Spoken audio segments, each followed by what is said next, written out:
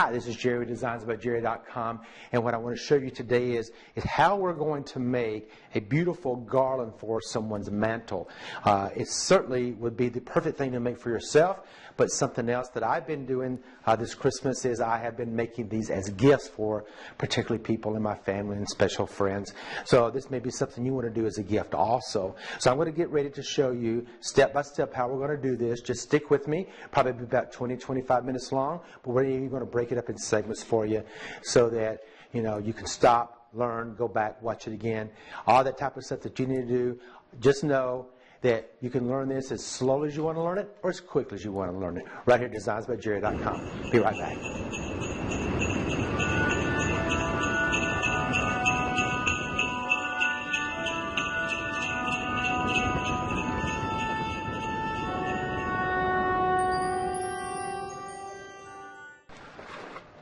So what I've done is I've used two different types of ribbons, or actually three. I have this sheer ribbon, and then I have bows made from this satin ribbon, and then I have even taken them and combined them. And then I have another,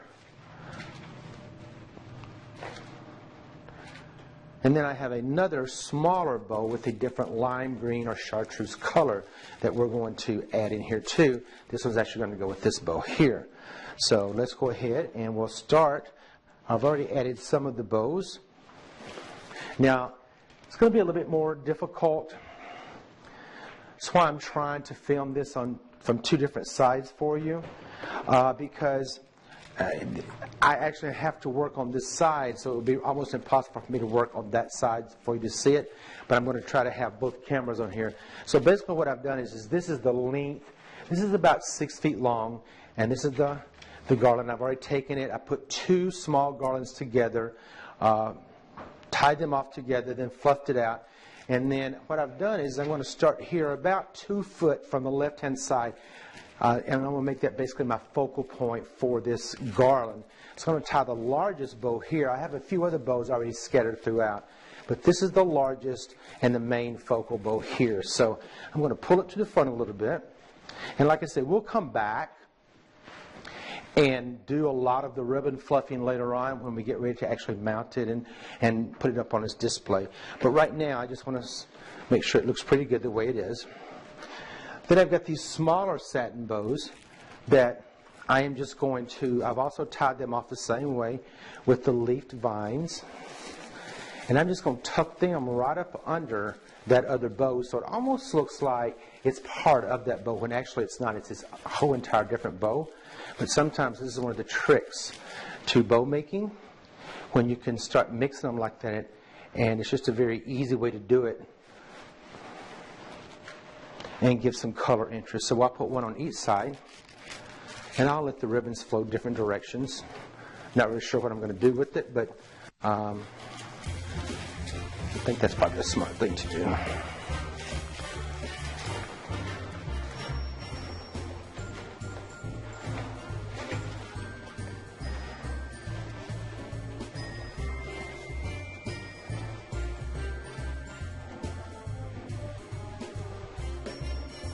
Okay.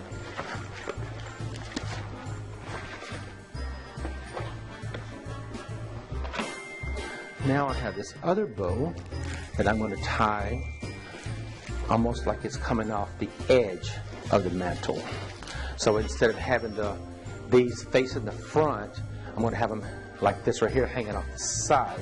So they'll fall off the very edge of the mantle itself. This is a good way when you don't know exactly the width of the mantle. This is a good way to take care of that because you can extend it just about as long as you need to just by using a ribbon alone. So that helps extend it probably another, you can just keep going with that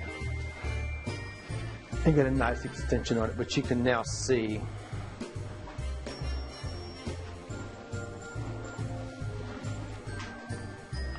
this could be up on a wall, over a door, or as a runner down a just dining room table, which I think is wonderful. But this one particularly is being made for a mantle. So just thought you would like to watch as we go along and do this. So now we're going to add in the glitter poinsettias, and we're just going to add these in different spots. We'll use about 5 of these. I always take the wire and twist it up so that it almost creates like a spoon effect, so that there's more for this to grab onto than just this very skinny wire here. Once we glue it, we're going to want it to stick very quickly.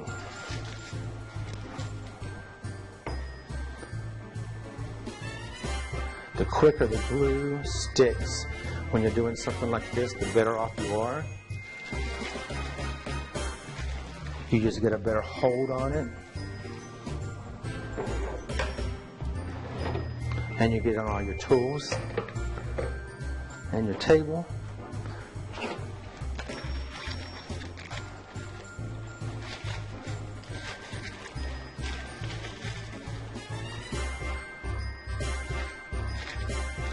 I think we'll put another one right there.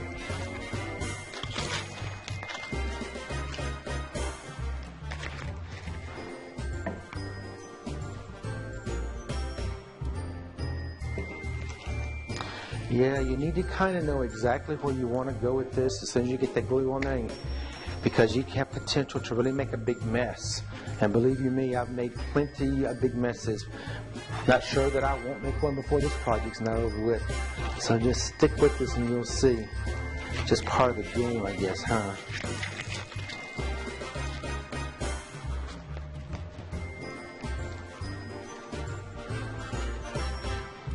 Just take that and twist it up like that. And you want to glue that part.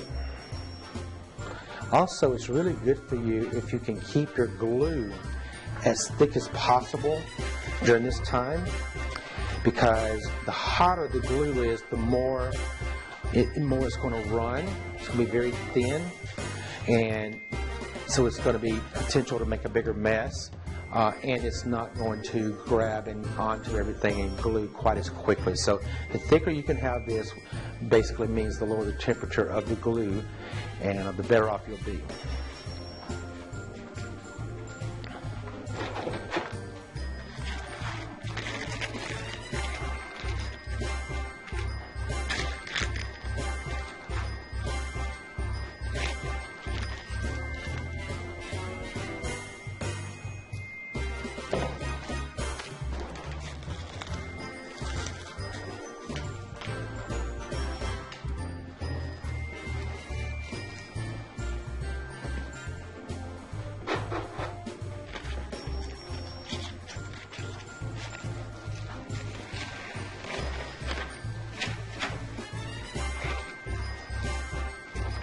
I guess one thing we've left out that we haven't discussed is having a working area for this. It does take a pretty good bit of space to do something like this project. So you will definitely want to be able to use your kitchen table or bar in your kitchen. Make sure you cover it up. This is a work table for me, so I'm going to get glue all over it, but I'm kind of prepared for that. But make sure you cover up any work area you have with a good tablecloth so to catch all that glue and any scratches that you get from this. And as long as you're prepared for that, you'll be fine during this process. But you're going to make a mess, so just be prepared for it, all right? Now we're going to add some sago palm leaf. This is a big, beautiful sago palm plant. So we're going to take some leaves off of this and add this in, which will give it really quite a unique texture, quite a unique. Hung up at my wire cord, my audio cord. All right, let's see how that works. So yeah, big, beautiful sago palm leaves. Going to give a lot of texture to this garland for sure.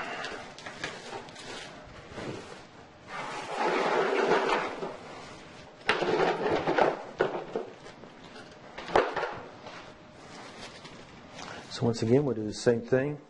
We'll cover this. I also like to get the bottom two leaves on something like this, get it covered with the glue as well, because that helps have a little bit more for that glue to grab onto. Then what we're going to do is we're just going to pull up this vine or this leaf, pull it right up under that poinsettia there, and we're going to reach between there, and we're going to take two of these tinsels that are wired, and we're going to twist them together just like a bread tie. And what that does is that holds this at that place where I put it. So if you can see what that did. So basically I just manipulated the leaf and how I wanted it to flow through this wreath as well, to this garland as well. And we'll just do that all the way across.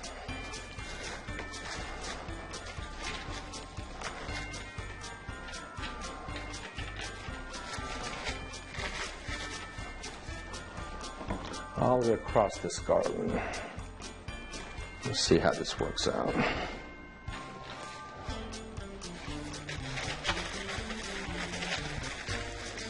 Yeah, we're going to do this right here the same way again.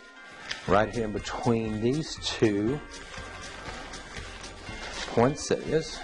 And then I can just manipulate and twist that palm there too. And just make sure it gives a lot of move.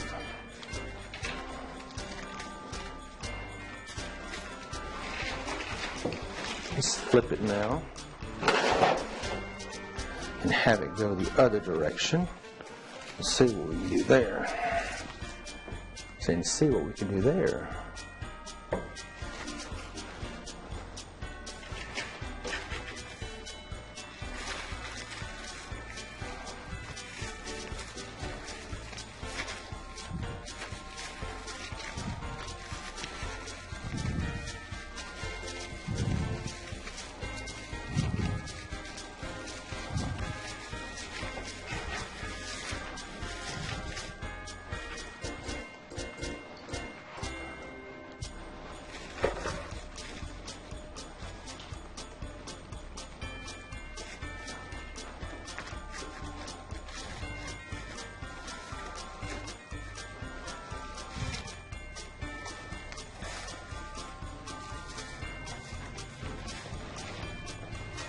I'm going to take this one and run this right up under the other one, so to make this leaf look really much longer than it actually is, and it will give us some visibility down the side of this wreath as well.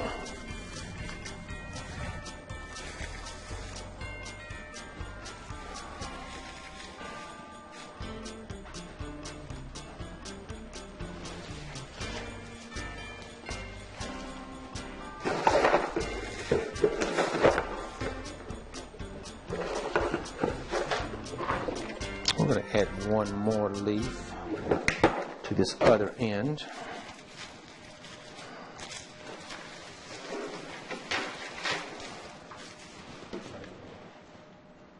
See how I put it on top of those leaves? It's so thick, it's holding pretty good. And then I almost made a mess there. I'm just going to stick it right up in the end there.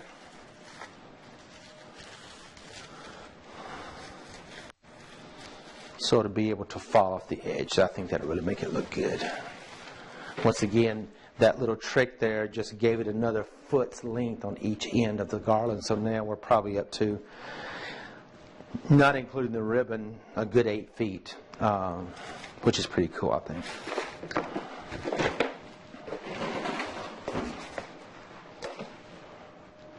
Okay, now we can go back into these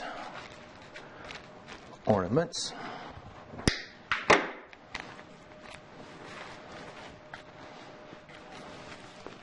Same thing again.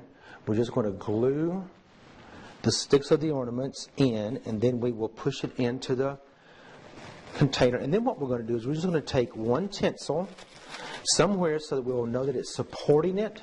We're just going to wrap it around, and that way if it were to just to give it a little bit, that one tinsel is going to kind of hold it in place and let that glue have plenty of time to dry. We'll cut about 4 inches off the bottom of that.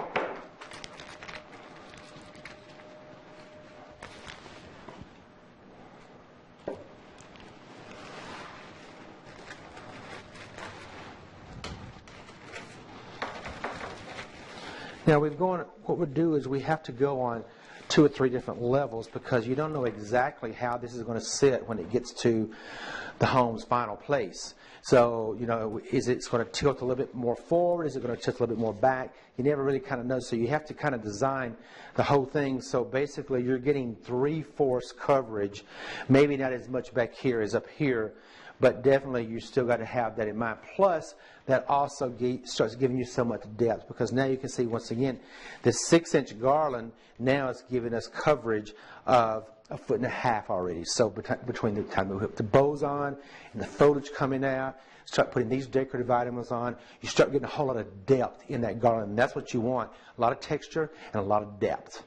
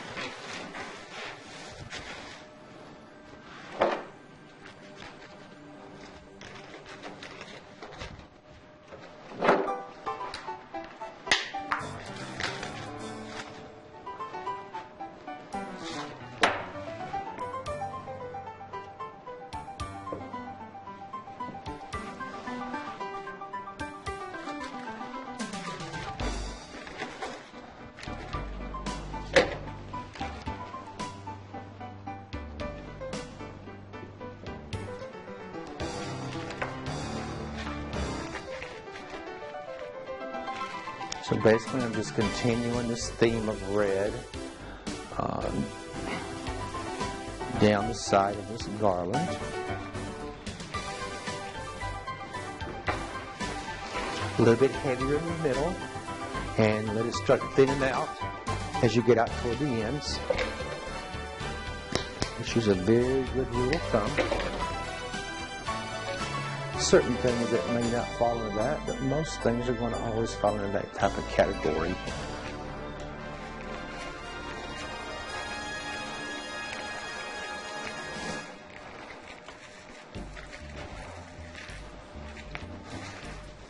Okay, very good. So now we have it looking something like this.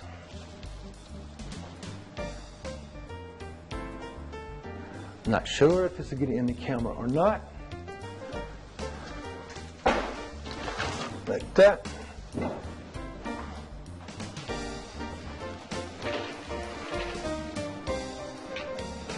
It's becoming beautiful. Yes, it is. So make sure your ornament's really nice and shiny, because once they get in here, they're going to be a little bit more difficult to try and clean. I'm going to take this one. Just put it right up there.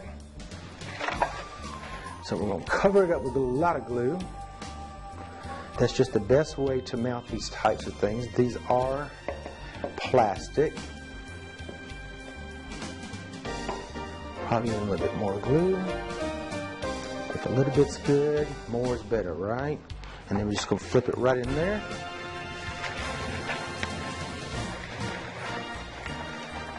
I always like to twist it a little bit that gets just more contact with everything.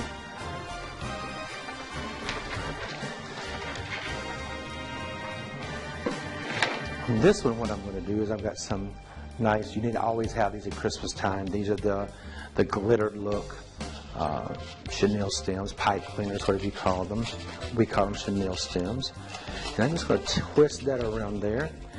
And instead of gluing this, because there's not a whole lot to hang on to, I'm just going to pull that up inside the wreath and then tie it off to the wreath just like I would anything else.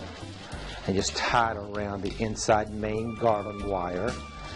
And if you use the glitter chenille stem, you don't really have to worry about hiding that even, because it's just more glitter going to show.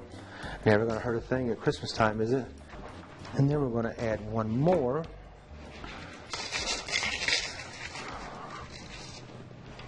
So we're just going to try to kind of put some glue in there and make it fit the way we think it should.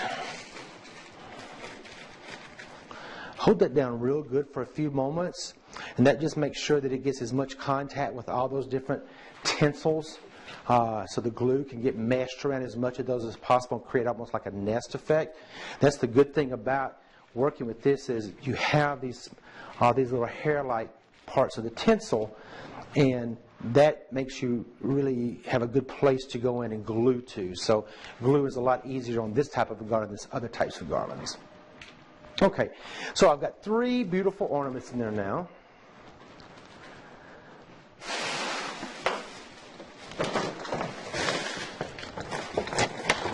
And now what we're going to do is we're going to come back and we're going to decorate with some smaller ornaments in the lime green or chartreuse color. Once again, I'm just going to dip that down into my pan of glue, get a generous amount of glue on there.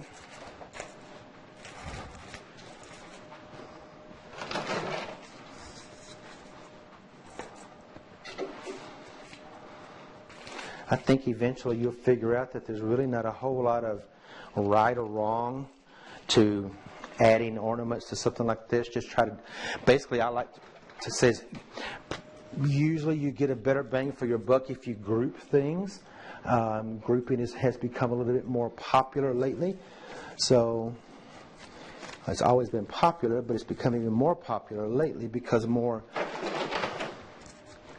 individual flowers are being used in arrangements, and by grouping then you still get a very big impact for whatever type decoration is it that you're using.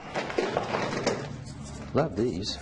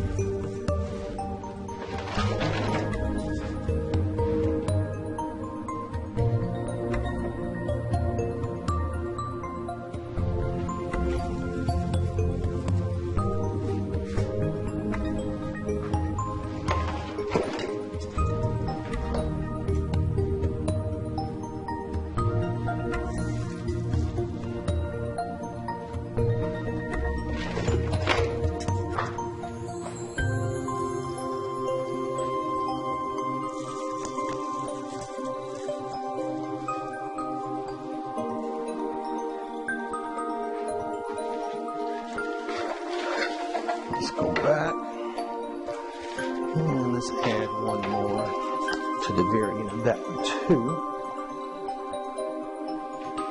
You just never know how it's going to work out where things are when they're hanging like that. So it's always good to kind of just make sure you do a finished off look, and if it doesn't show, that's great, but if it does show, then you don't have to go back and work on anything. You have done what makes you look really like a great designer, is that you finished off those edges, which most people don't really think about doing. Okay, so now we've got the ornaments in here, and the only other thing that I'm going to add now is I'm going to add some garland, and I'm using this beautiful beaded garland here that I got from Amazon. So if you like it, you can go down, click on the link below this video, and that is an affiliate link, so I do make a little bit of money off of it.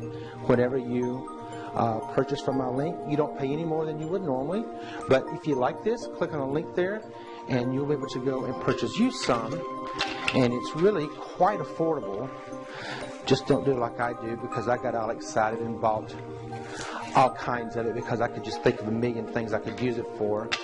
But it's going to be a little hard for you to understand what I'm doing here, because until you actually see it on the mantle, you really just don't see it. But basically, I am creating parts of it in the front that will hang off of, I can't pick it up and show it to you right now, but it'll hang off of the mantle. off the front of the mantle, like jewels.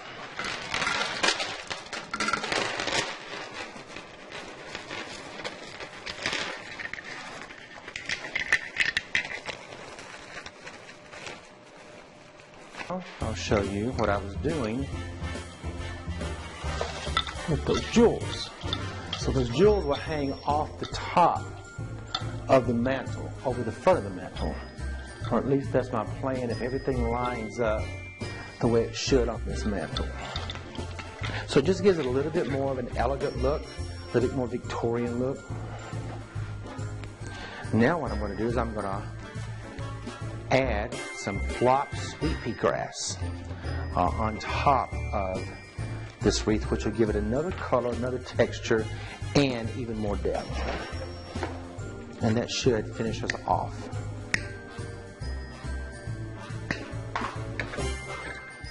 So let's see, we can just kind of dip that in there. Just push that right down in there.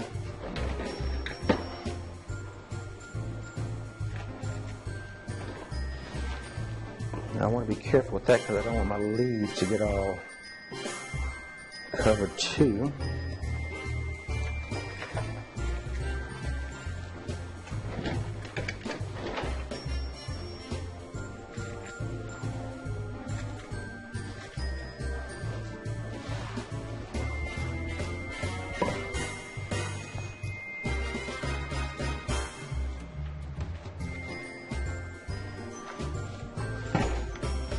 So what I'm doing is I'm just cutting each one of these off. So you get 1, 2, 3, 4, you get 5 pieces off of this one stem that way. If you needed something long, you could leave it on there like that. But since I don't, I'm going to cut each one of them off.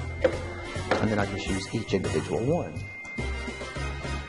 Just not getting enough glue on it, David. I don't have enough glue in my pan there. Otherwise I could just dip it.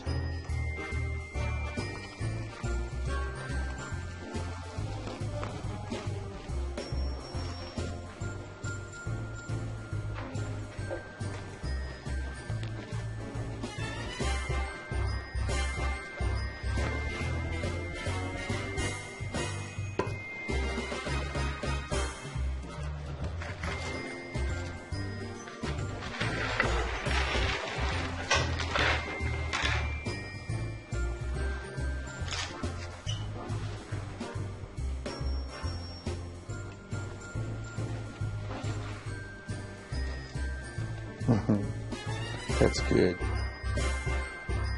I can just hold it there for a minute. That just like bend at the right, perfect angle.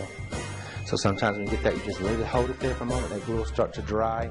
Once it starts to set in, then you just let go of it then. Sometimes I even props up to find it when it's exactly where I want it to be.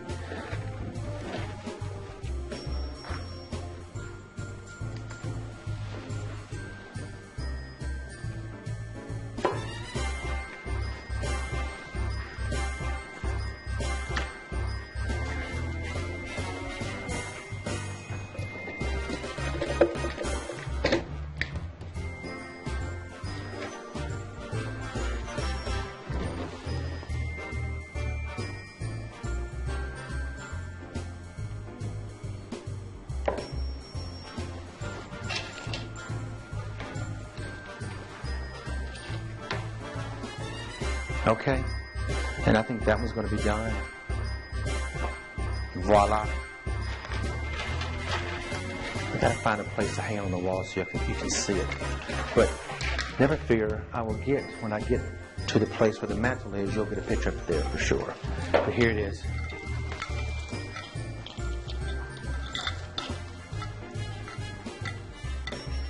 I know you love seeing the back of my head. Should have just got to be a wonderful thing. Well, at least I have on my hair, right? All right, ladies, well, I appreciate you sticking with me. I know this might have been a little long, but I wanted you to kind of see every step as I went along the way.